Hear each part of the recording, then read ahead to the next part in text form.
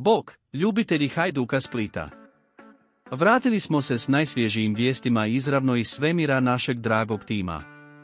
Ali čekajte, nećemo sada sve otkriti, zar ne?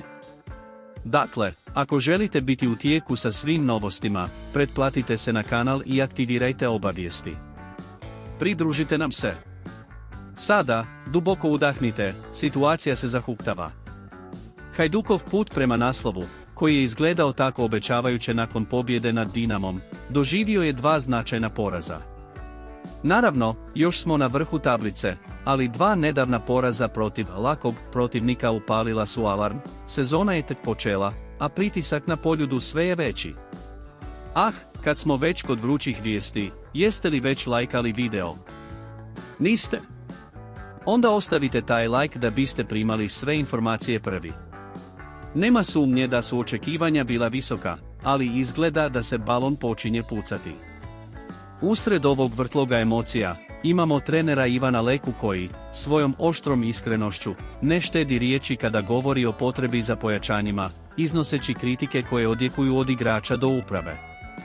Njegove riječi signaliziraju hitnost, pozivajući na to da se ne oslanjamo samo na Livajine uspjehe, koji se, s druge strane, također bori s vlastitim demonima, oscilirajući između genijalnosti i nevidljivosti na terenu. I moramo spomenuti Zvonimira Šarliju, koji je izrazio frustraciju koju mnogi dijele, ali je stvorio napetost razlikujući lokalne igrače od stranaca, sugerirajući razliku u angažmanu svake grupe. Sada, više nego ikad, vrijeme je za jedinstvo, za preokret ove situacije i pokazivanje da je Hajduk sačinjen od snage i zajedništva. Dolazimo do kraja ovog super uzbudljivog i vrućeg razgovora o našem Hajduku.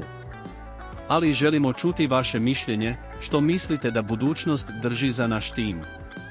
Komentirajte dolje i ne zaboravite, da ne biste propustili nijedan detalj, pretplatite se na kanal. Do idućeg puta, predivni navijači!